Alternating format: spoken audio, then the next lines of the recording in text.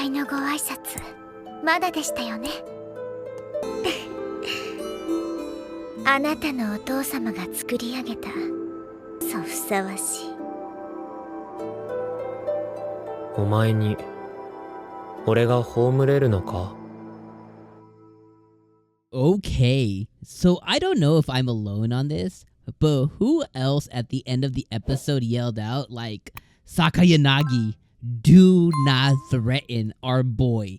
Like, this class A girl literally came up to him and was like, yo, you the white room prodigy? She was like, I'm gonna bury you. He was like, yo, you gonna bury me?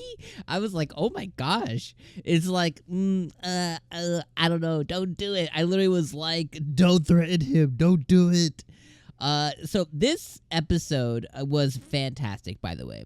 I think this season of Classroom of the Elite was elite. It was really like, it's living up to its moniker of being elite. And, you know, this episode, I'm kind of at two ends of the stick here with this episode.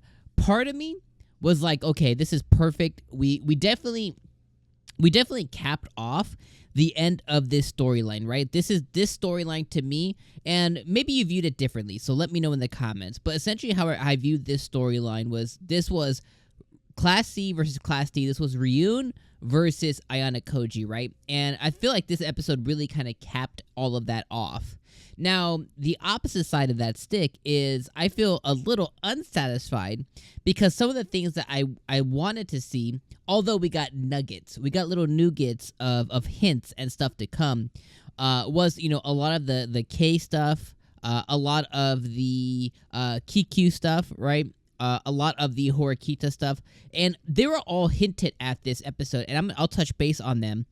They were all hinted at, but I wasn't satisfied because we didn't kind of get that next thing that's coming, or we didn't kind of cap off those things. So from a personal, selfish viewer standpoint, for me, there was some of the things I felt a little unsatisfied by this. Now, where I know I can meet in the middle of both of those feelings is just like the end of this episode stated, there is a season 3 coming. So unlike the end of the first season, where we waited damn near, 5 years for a season 2, I know around the corner is season 3. Now, I think it's still TBD. Again, correct me if I'm wrong in the comments. I think it's still TBD, but I want to say at latest, we'll probably see it end of next year. You know, at latest, we'll probably see it next summer or something like that, but we know season 3 is coming. So all the things that I want to see, right? I want to see, you know, 𝐒𝐴 get taken down, right?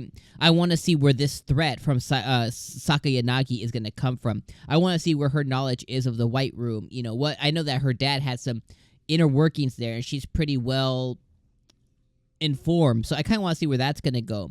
Okay, we had the RYUUEN stuff, right? It capped off this episode, but our boy Ayanokoji kept this man in school, so he's gonna get used again. So what's gonna come from there?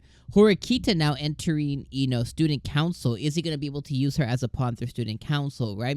And obviously the Kei Ayanokoji love story, my girl Kei, my baby girl. Even though I know she's being used, I think that because of the way that she's low-key falling in love, and so Kei is a very interesting case too, in the fact that she knows that Ayanokoji is very pawn-centric, which means that he wants to use people for his own vices. So she knows that she's being used. So she's not as ignorant, as stupid, as dumb as Ayanokoji maybe kind of has her downplayed as. She realizes that he's manipulating her, right? But at the same time, she kind of sees through that manipulation stuff and sees, okay, well, here's what he's actually doing for me. And because of that, it's those things that is making her kind of like fall in love, which this episode, she realized that she is in love. So I think that because she is in love, she's going to continue to do things out of love that will eventually turn our Iceman's heart warm, you know, and get it beating again. So I do think that she will push through that, and I think eventually she will reach Ayanokoji in that fashion.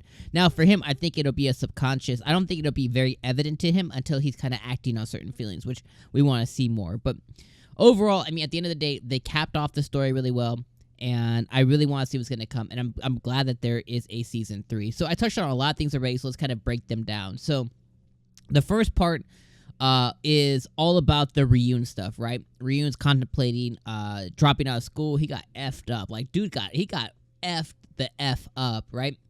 And his classmates, including Albert and blue hair girl. I forget what blue hair girl's name is. I always forget. Put it in the comments if you guys want to. But I forget what the hell her name is. Little karate kid girl.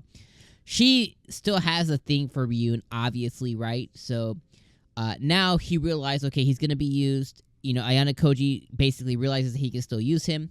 So he goes, he has one last chat with him on Christmas Eve. All cool stuff. RYUUEN calls him out. Ayanokoji lets him know, basically, I don't need anything from you right now, but it's going to come later kind of thing. So I was like, pimp dog. Next thing, Horikita. So he displayed his plan for Horikita. He was like, okay, Manabu, your brother wants you to be in the student council. He hooks her up with the phone. That comes to fruition. Horikita's like, I don't know yet. Ayanokoji backed off. He's like, this is good at just initial conversation.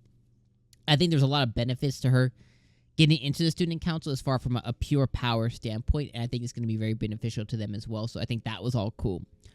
Next thing, Kikyu, we see her for like a second. So we get her, and we get a glimpse at her being like Christmas Eve, which is all cool. And then we get during the RYUUEN and Ayanokoji talk, we get kind of them talking about it, and ultimately Ayanokoji landed as Kikyu needs to get the F out. And what I thought was really interesting too, he's like, okay, at some point in the next semester, next quarter, Class D will exceed to Class C, but then they'll be pushed down to Class D. At this point, Kikyu's gonna get the F out before we can mess up. So he doesn't even give a shit at this point about anything. Like, at the end, he could graduate Class D. He doesn't give a fuck. Like, he's pretty much cool with everything that's happening. But he's like, Kikyu gots to go. So we know that that's gonna come through. Then we moved on to the Sato date stuff, which I was like, okay, Kei going to spy.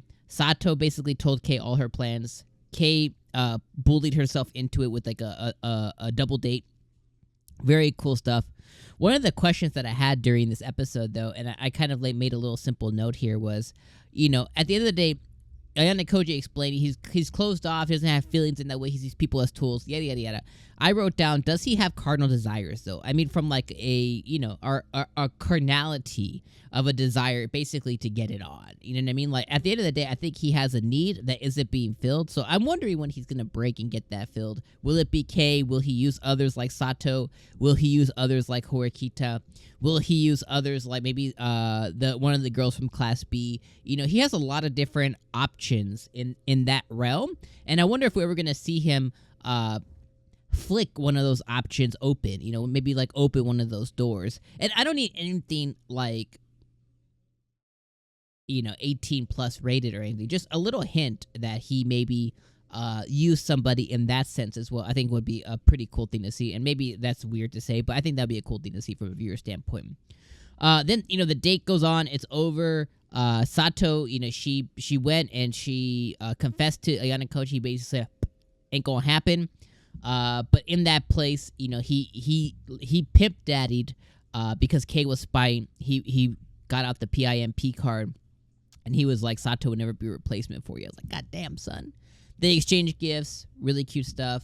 And then he gave us a huge hint of, at the end of that, he was talking about pawns. As all he sees people, he's like, but there's a chance that if anybody can break through, I may see someone finally as more of a pawn. And then he looks at Kei, which kind of gives us a really strong hint of what's to come in the future, where that makes it what I said like 4 minutes ago, what I said about, I think Kei can finally be the one to break through kind of that icy exterior, is because of the big hint that the writer, staff, studio team, they gave us this episode, is that he wants somebody to be able to break through that, and Kei, I think, is going to be the one to pull it off. So overall, fantastic, elite season. I think this was an easy 9 out of 10 for me. I know there's a lot of people who take a lot of fault in this specific anime.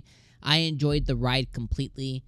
Kei is my favorite character in the anime. I freaking love her so much, and I am excited that she's getting a lot more spotlight, and I think she'll get even more spotlight as the anime kind of unfolds, and I think she'll go and get her man in Ayanokoji at some point, and I think she will be the one to make him smile as we move into Season 3. But I'm going to leave you guys on this final thought. Can't wait for Season 3. I hope to see you guys there. We're covering a lot of anime. Fall season already started. Check out the video at the end. There is the first fall anime, which is about a villainess who tries to get a demon lord on, basically get him to marry her. Check out my review of that anime. It's awesome. And below that is the fall anime I'm covering this season, which includes that one. So check that out as well. If something catches your fancy, join me this season, and let's talk about it all season long. Thank you for this awesome ride, and I'll see you guys for season 3 of Classroom of the Elite.